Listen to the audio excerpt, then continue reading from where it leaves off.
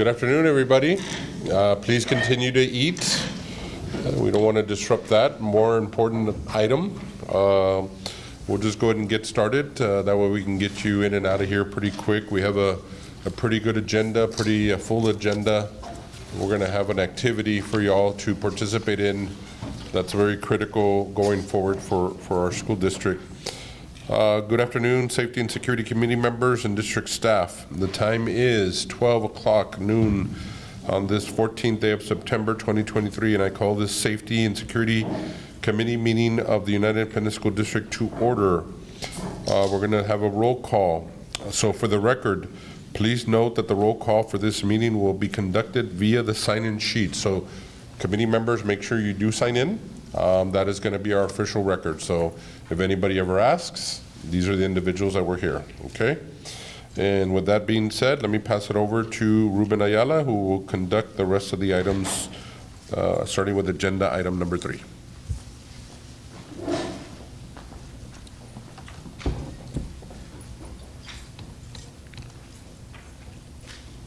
Good afternoon, everybody, and thank you for joining us today.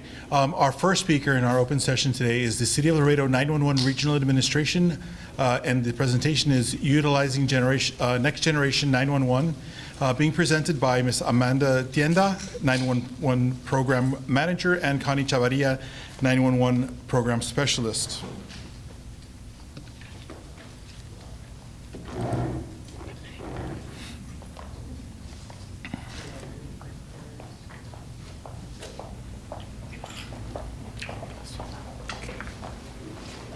Thank you. Thank you for joining us. Good morning, everybody, and thank you so much to Mr. Ayala and Mr. Guerrero, Mr. Garza for the invitation. My name is Amanda Tienda, and I'm the 911 Program Manager. Can everybody hear me okay? Yes, sir. And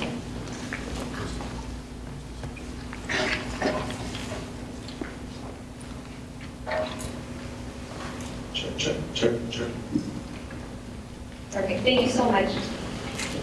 So my name is Amanda Tienda, I'm the 911 Program Manager, and I'm joined today by Connie Chavarria. She's one of our 911 Program Specialists with the City of Laredo. We do manage the program. We're with City of Laredo, we're employees with them, but we manage the program for the South Texas Development Council. So we actually manage the program for Wedge, Hog, Star, and Zapata. We receive over 200,000 911 calls per year as a region, and we manage the state grant that we receive. So we're responsible for everything from replacing equipment to providing new software for them. We coordinate trainings, and more, one of the most important functions is also public education. So we're definitely out in the community promoting everything that we're working on. One of the newest services that we've had, and we're the first region in Texas to have these services as a region. We call it Carbine, and so Carbine, the solution we're using is called Universe, and basically it's an over-the-top solution that we have at each of our 911 centers.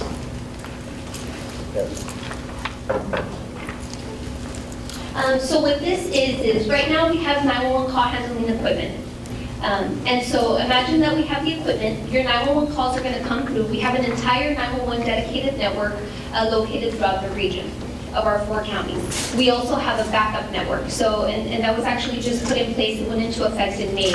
So before this backup network was put in, if there was a fire cut, 911 service would go out for that particular agency and we would have to reroute the calls. Now with this backup network, we're able to it actually goes to an LTE backup, so we haven't noticed like a 911 outage in several months, which is great news.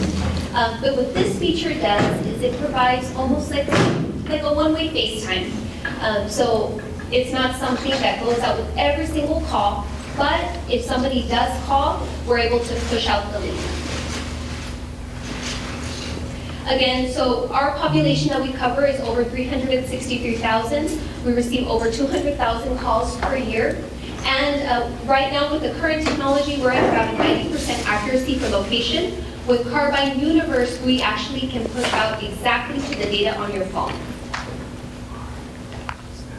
This is a a cloud-native solution, so it's not necessarily integrated into the 911 equipment. It is web-based, and we use the data on each of the caller's telephones. Without downloading it. Oh yes, this is without downloading any application.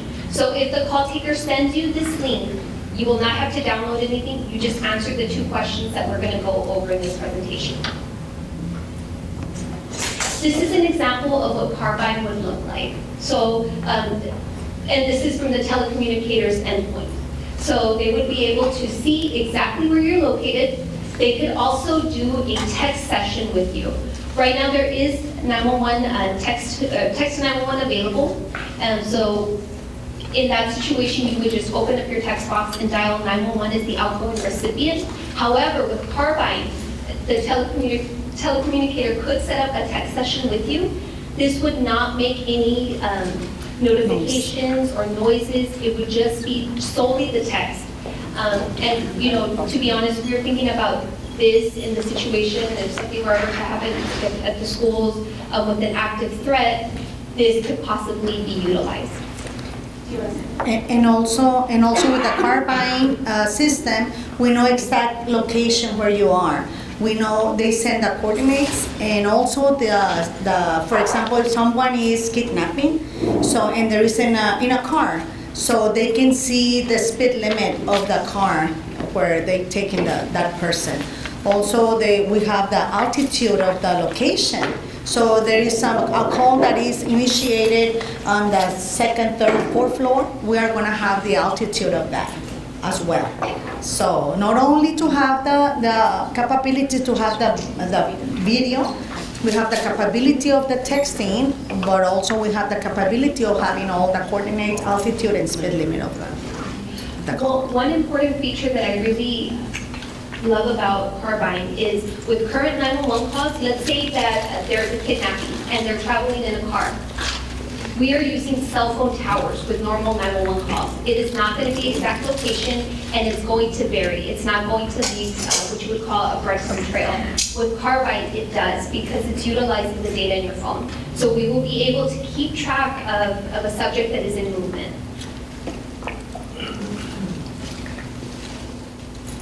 This does provide real-time location. So again, because you're using the data on your phone, we're going to be able to update the location as the minute it's changing. Connie mentioned that we'll have altitude, speed on the road, and one of the most important functions is video. So we're going to talk about it in the next slide. Let's say, for example, the call taker, there's a car accident, and the call taker wants to send out this link. They would simply go ahead and push on the screen that they see. And this is the mapping that they would get. And this is in addition to what we already have for 911. This is extra. So we would see this additional map.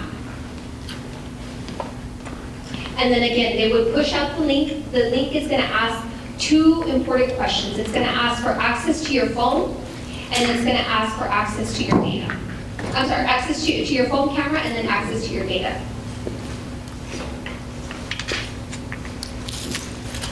This is a real-time video of Carbine in action. They actually came up with, they do a lot of public education on how it helps different agencies. It's not from Texas, but it's a very, very good video.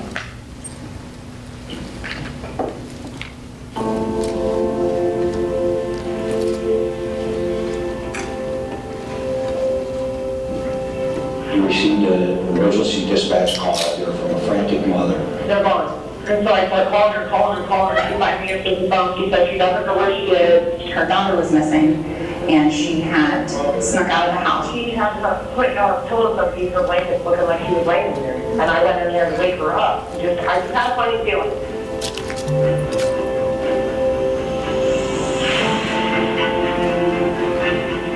Riley, do you know where you are? No! Who are you with? No! Are you on foot? No! I didn't want to go home. Okay. Who's driving? No! All officers were notified of the missing child and immediately put Carbine into use. Did your phone accept text messages? Yes. What I'm going to do is I'm going to send a link to your text messages, okay? And I need you to click on that link because that will show me where you are. When we have the carbine, we can use it to silently text them. We're coming into a generation now where everything is looking at a phone. The real-time location is a paramount piece of the carbine. They don't think that she was really aware that it was tracking her location every 5 seconds. Do you know where you're going? Yes, I don't know where now because I'm coming home. Are they taking you home? Yeah. And she kept telling me that, I think we're almost home, I think we're like home, and the location on Carbine, they were not anywhere close to home. So it was nerve-wracking. And so with us having that extra piece in place for the carbine, we were able to close that gap. It provided everything that she couldn't. Okay. I have your location right now, okay? Riley, I'm telling my officers where you are, okay? We're trying to get someone over there to find you, okay? It was very overwhelming when my deputies were able to pull in the vehicle. Oh my God, they got her, thank God. Oh my God, thank God. Yes, ma'am, that's Sergeant Klein. He's out with her now. They'll be coming over. They'll be bringing her back home, okay? Thank you. Oh my God, thank you. What went through my head when our sergeant went out with the girls was just a big yes. The suspect in this case fled the scene. They could have been a victim of human trafficking. A number of things could have happened that night, but they didn't. Technology in itself that's available to first responder now it's phenomenal in a timely manner. I think my favorite part is that it's ease of use. It doesn't take anything special. Nobody has to download a special app to use it. Oh my God. It's gonna be okay. Just take a deep breath. I love you guys, thank you.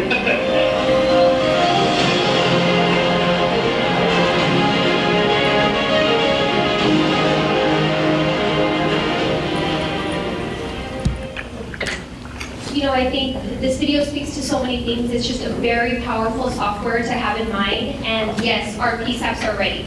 So PSAPs are public safety answering points. Those are the 911 centers that answer your calls throughout the region. One thing that I did not mention is if you are in city limits, it goes to Laredo PD. If you're outside of city limits, your call would go to the Webb County Sheriff's Office. This is an example of what the link would look like here in Laredo. So it will say Laredo 911, please click on the link.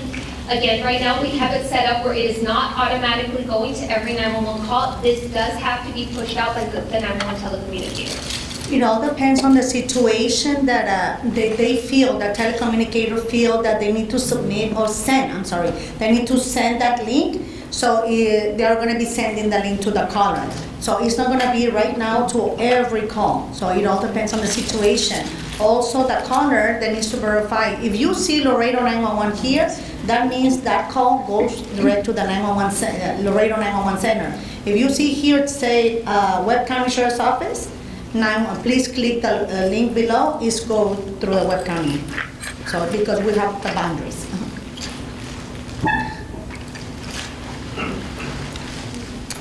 This is the first message that you would receive. It says Carbine would like to use your current location. You have to allow this. If you do not allow this, we will not have access to the exact location based on your phone.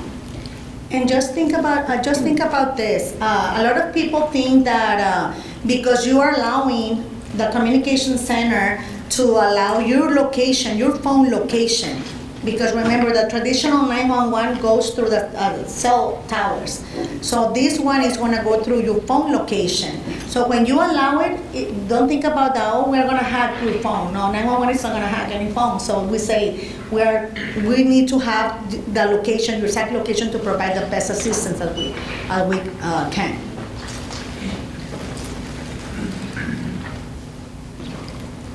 And then the second question will be for the permission to access the camera to enable that video.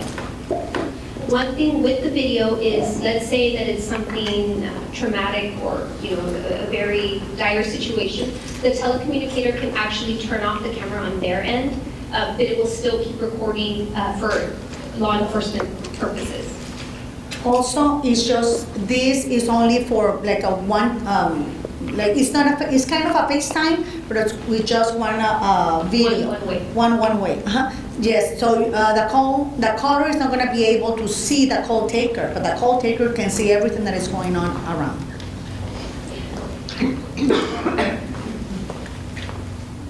This was an example of a test call that Connie did. This is our office downtown. They went ahead and sent her the link, and then she was able to capture that picture. One thing that the telecommunicator can do throughout the call is be capturing screenshots as well.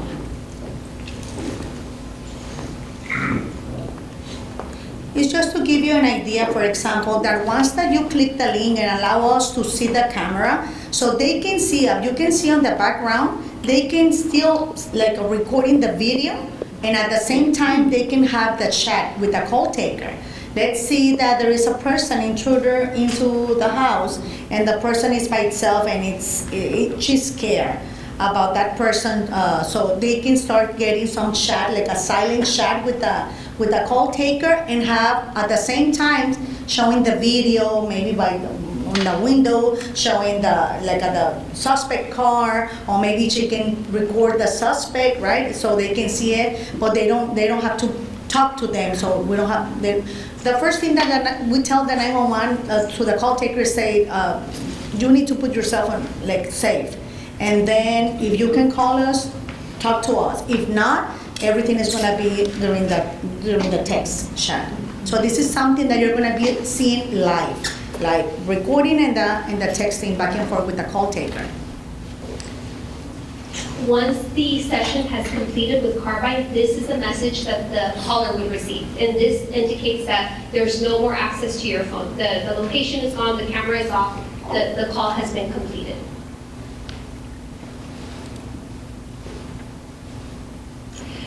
So right now, we are using a feature called Responder Connect. That video that we have there in the center can be pushed out to key people.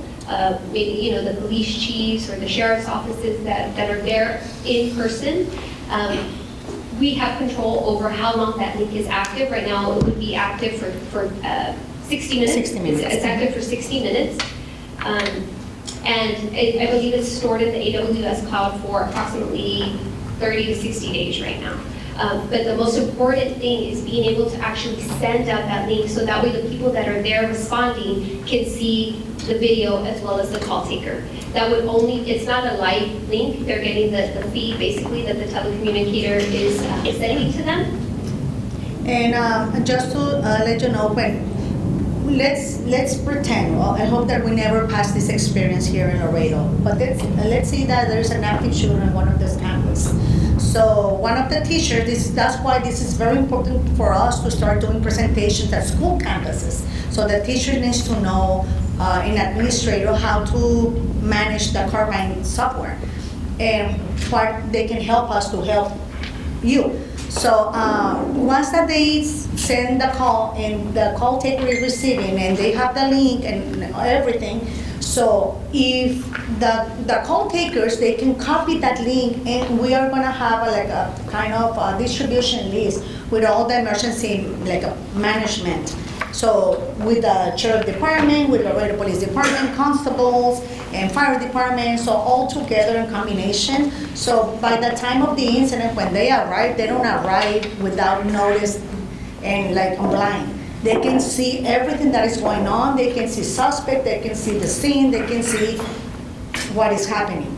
So I think that link, you can, for those distribution lists, they can retrieve it on the phone. So in the phone, they can still live, when the caller has the call active with the call taker, they can see everything live. Like the fire chief or the chief of police, they can see everything live. They cannot talk to them because we don't have that feature yet, so we can have that communication, but they can see what's going on that scene. We are currently, again, I mentioned we're the first region in Texas to have this available. So if you go outside of Webb, Hogstars, and Zapata counties, you will not have access to this technology. But we are still developing, so we're still working with the agencies to develop the list of who would get those videos in this kind of situation. And I think, if there's some of the administration that, you want to make sure to add certain key people if something were ever to happen on one of the campuses, we could definitely work with UISD to make that happen as well. I'm sorry, I have a question. What if, like, you used an example, if there was a shooter, let's say, at one of the campuses, you're getting calls for the same incident. What takes priority, the first call, or how would you handle those type of calls? I believe what would happen in the telecommunicator, in the PSAP, is they would probably take the first call and field. So there's more than one position there. At Laredo PD, there's 8 positions, and they will probably be fielding the calls. But I know I've called at a time when, let's say for a car accident, and they let me know, oh, we've already received that call, we're responding. I imagine if they are able to get video into the incident, they're going to stay on that call because then they have visibility into the situation.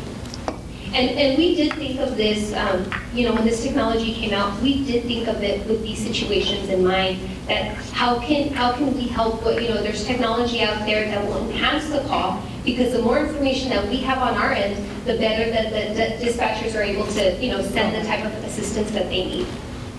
Yes, ma'am, you have a question? Yeah, I was asking, I was to ask maybe like the phone runs out of battery or malfunction and it powers off for some reason, can somebody else pick up the building set off? It would start a new session. That's a great question. Another officer? Yes. With another. It is completely dependent on the phone. So the phone has to have data, the phone has to have battery.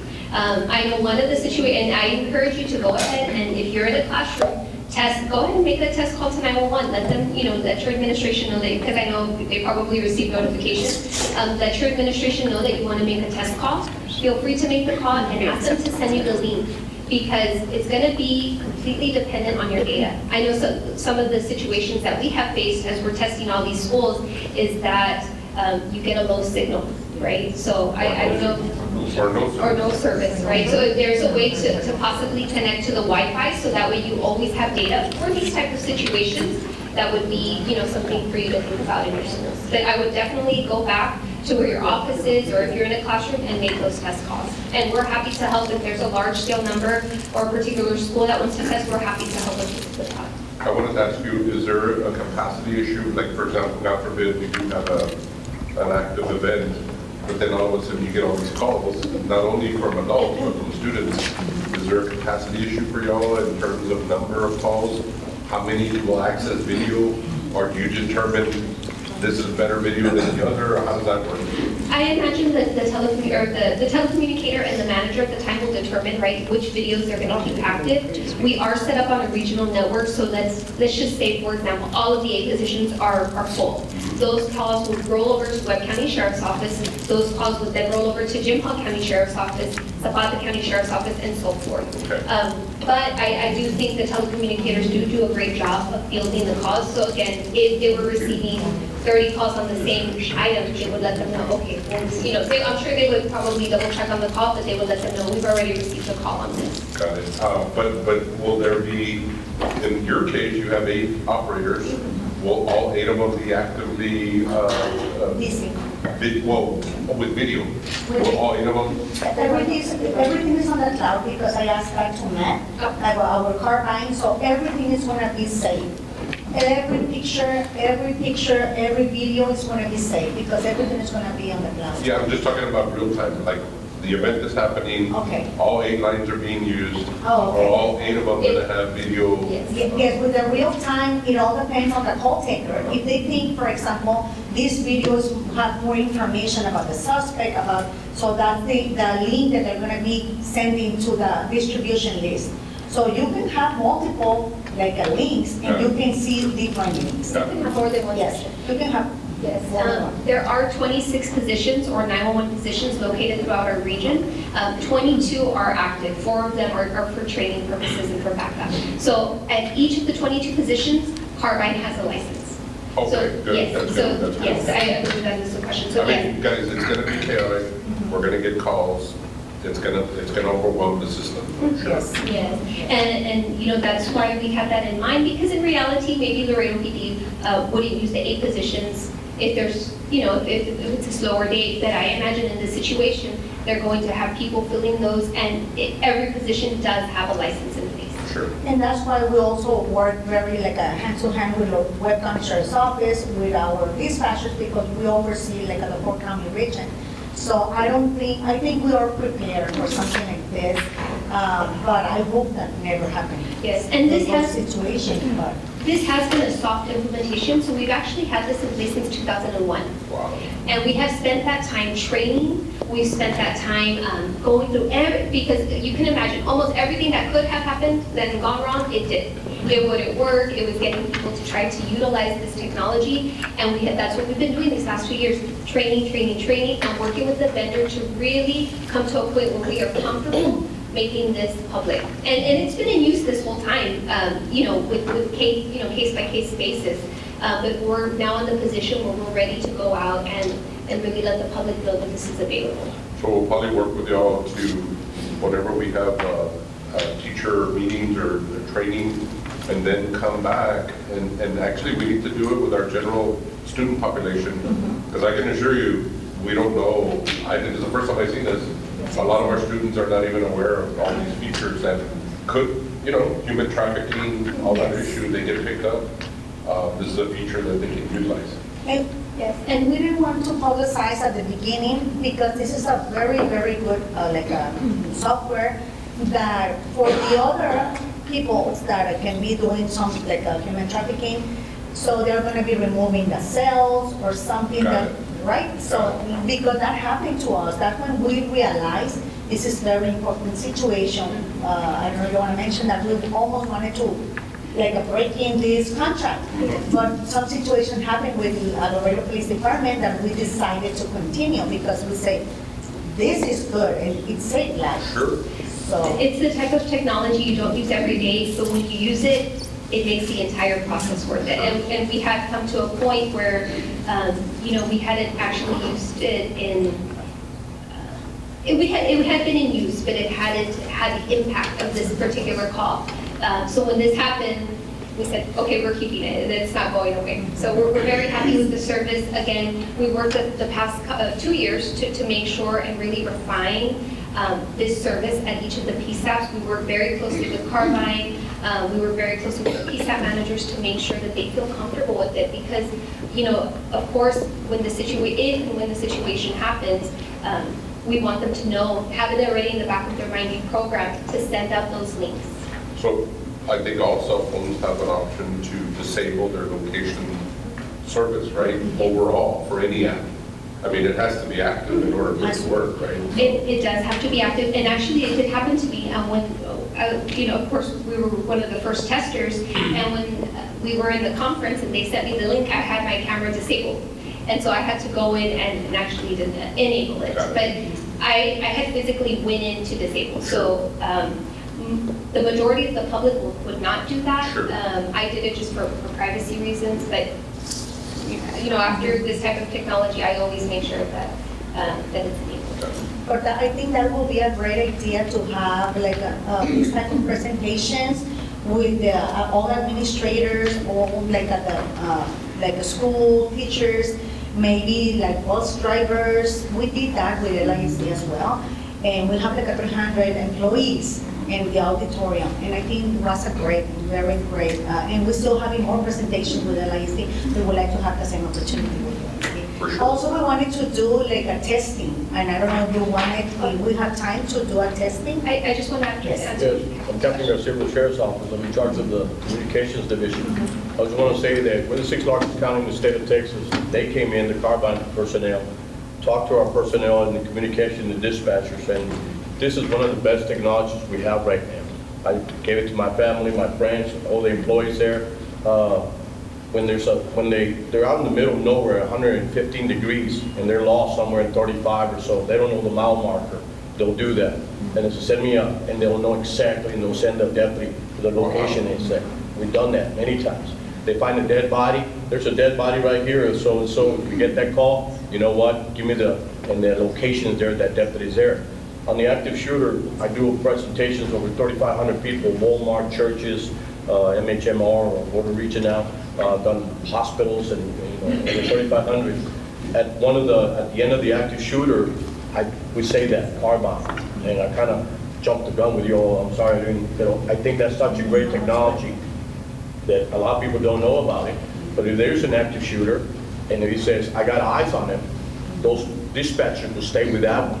You know, they'll say, hey, I got eyes on the shooter right here. And now if I hear some shooting on the so-and-so, but if they see that they have eyes on that shooter, they'll stay with that person. And that way he can not to go, you know, or the local special and run after them and look at them, but stay, take cover, conceal, and then just kind of stay there. But I can confirm that technology is something else, and it'll save lives. It'll continue to save lives.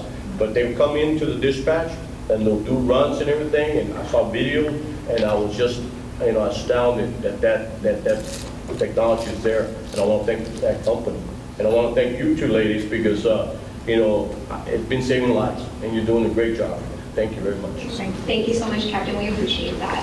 And, you know, for us, it's so reassuring to hear that. And again, we're out there in the region, we're talking to the PSAT managers and leadership, and Carbide has really stepped up because they know that we're utilizing the technology. And so they're coming, you know, I think they're scheduled to come again the first week of October. And they're very consistent with making sure that our agencies are utilizing it. So I'm so happy to hear, Captain, that you're happy with the service. We are going to do a quick test call before we adjourn, or before we complete our presentation. Does anybody else has any question? Any additional questions? So here we're going to make a 911 test call. It's going to go to Laredo PD because we're inside city limits. Yes, sir. This is Connie Chavarria, 911 administration. I'm doing a test call. Can you please send me the Carbine link, please? Yes, sir. So you're going to receive the link either by WhatsApp or you're going to receive it by text. So now it's here. Laredo 911, please click the link. It's the same picture that I will show it over there, Laredo 911. Please click the link below. So you are going to be accessing, sorry, my phone is. So now I already clicked it. Say, this is the first time. The second is going to say, Carbine, we would like to use your current location, allow. Carbine, we would like to access the camera, allow.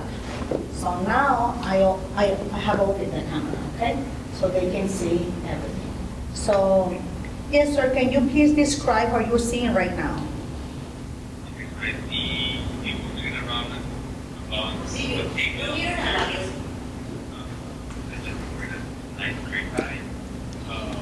Put the mic on. Okay. Can you describe it, please? The tie is to be a gray striped tie with a blue. Can you describe it? He just said eat to me. Right there. So, yes, so, like, can you please give us a location? Yes, the location what I'm seeing here is going to be, the address is 5208 Santa Clara Lane. Okay, okay. This is should be the student activity center. Yes, sir. Okay, sir, I'm gonna be texting you, I'm gonna flip the camera. I'm gonna flip the camera, I'm gonna texting you something like help, please, and respond to me. So it's here, and you can see is the video still available. So they're seeing all the video, and I can text to them at the same time. Can you respond it?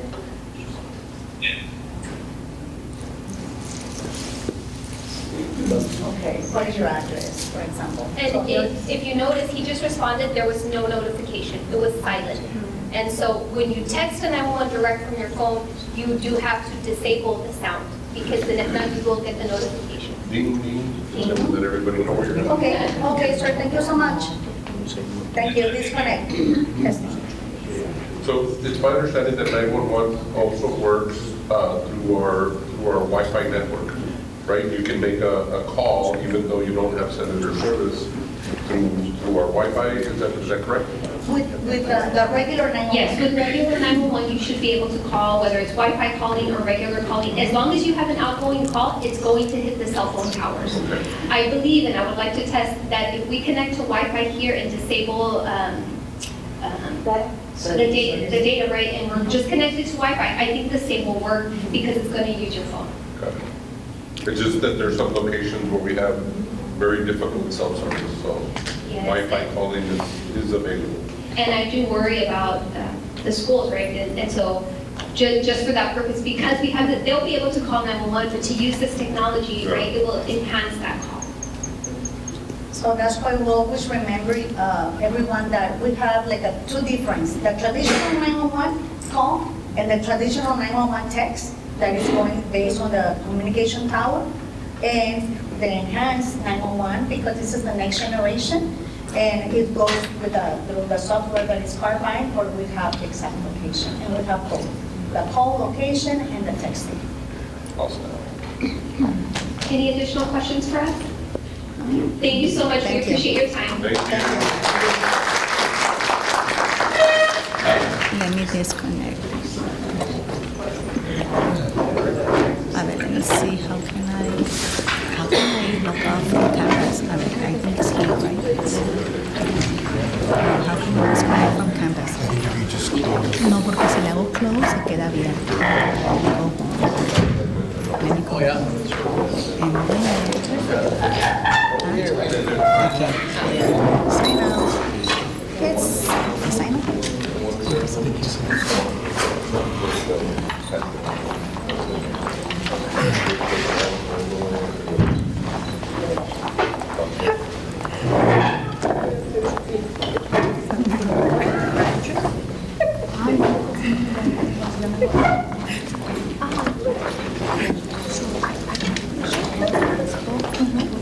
Again, thank you very much to Ms. Tienda and Ms. Chavaria for presenting. That was a great presentation and great information for us to have. And yes, we do, it's something that we will be working with our district to push out to teachers, staff, students, and so that everybody is aware of this because it is great technology and can save lives. Now we'll be going to closed session. The time is currently 12:37.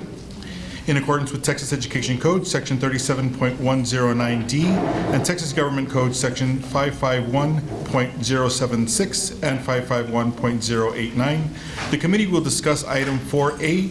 No action will be taken in closed session.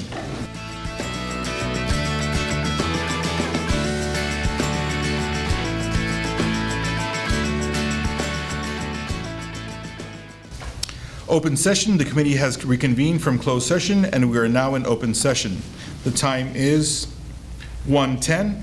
For the record, no action was taken in closed session. Possible action regarding the annual review of the District Multi-Hazard Emergency Operation Plan, or EOP.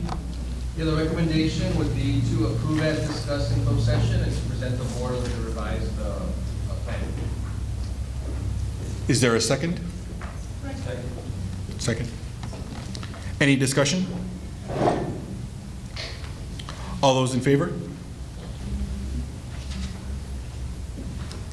Any opposed? So, any public comment at this time?